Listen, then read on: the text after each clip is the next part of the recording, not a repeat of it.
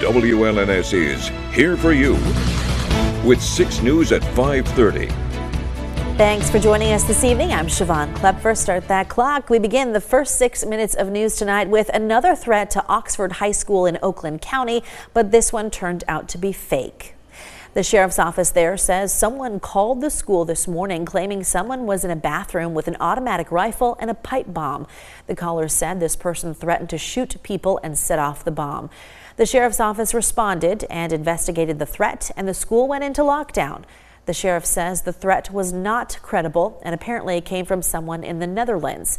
In 2021, a 15-year-old student brought a gun to Oxford High School and killed 4 other students and wounded 7 other people. He's currently serving a life sentence.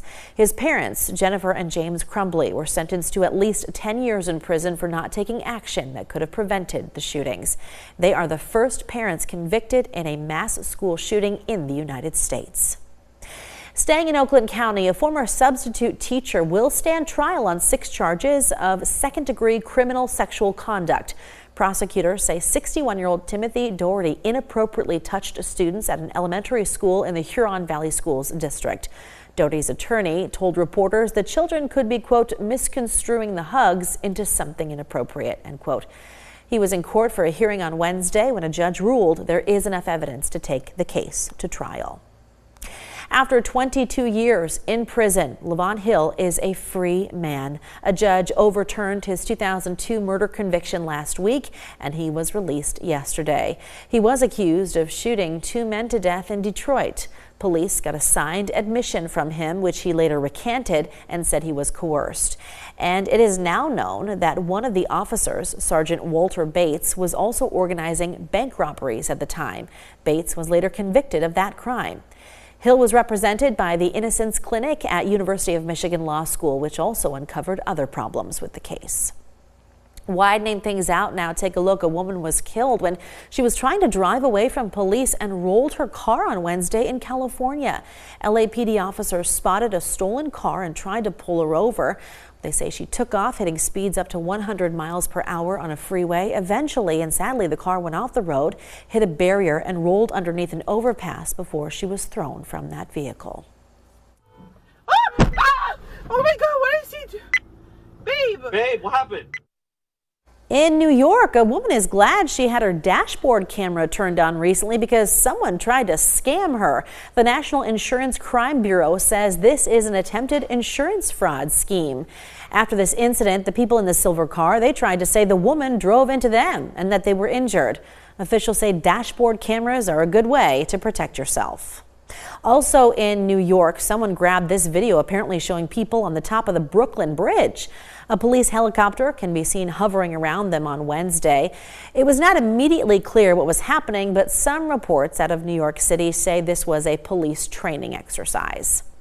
Well, looking now at some business news. Striking workers at Boeing are extending their walk-off after a failed contract vote.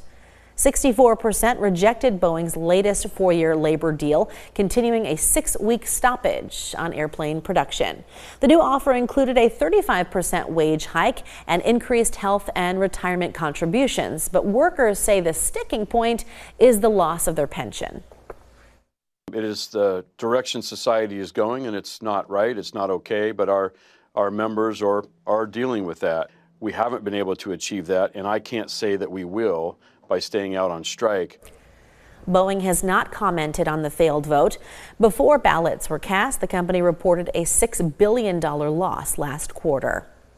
Back here in mid-Michigan, former WWE wrestler Hulk Hogan made a stop on his tour promoting a new beer. He was scheduled to make 4 appearances in Livingston County today. At one stop, the Howell Police Department made sure to get some pictures with the wrestler.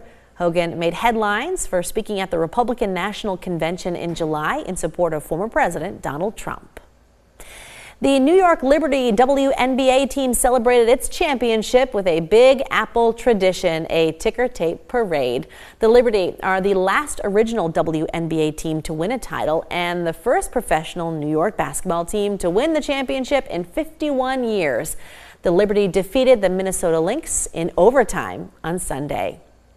Well, Halloween has arrived in Dudley, England, where Europe's largest Halloween superstore, Halloween House, is open for its 6th year.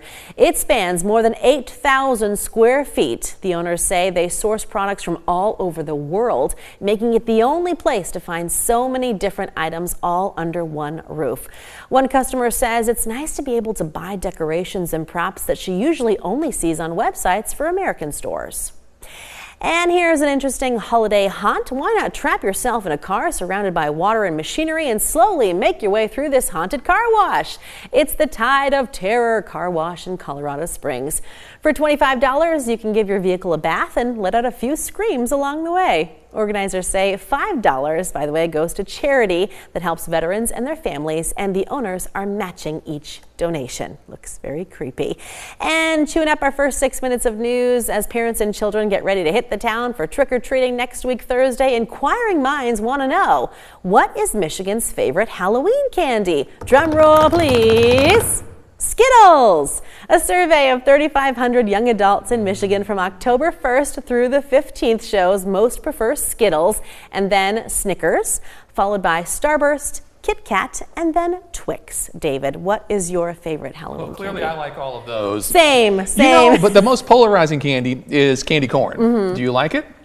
I don't even recall eating it. I love candy corn. I hear a lot of people, though, that don't like it. Yeah, I'm chocolate, like a Reese peanut butter cup. That's the tops. I'm good with any candy. And then the weather forecast, of course, comes in many flavors, and we'll discuss a lot of those flavors in just a minute. All right, your full forecast after the break, and then a little bit later here on 6 News at 5:30. Yellowstone is coming to an end, and we'll give you a preview along with other shows coming to your TV. It's this week's Popcorn Pick. Stick around for that and a lot more. We'll be right back.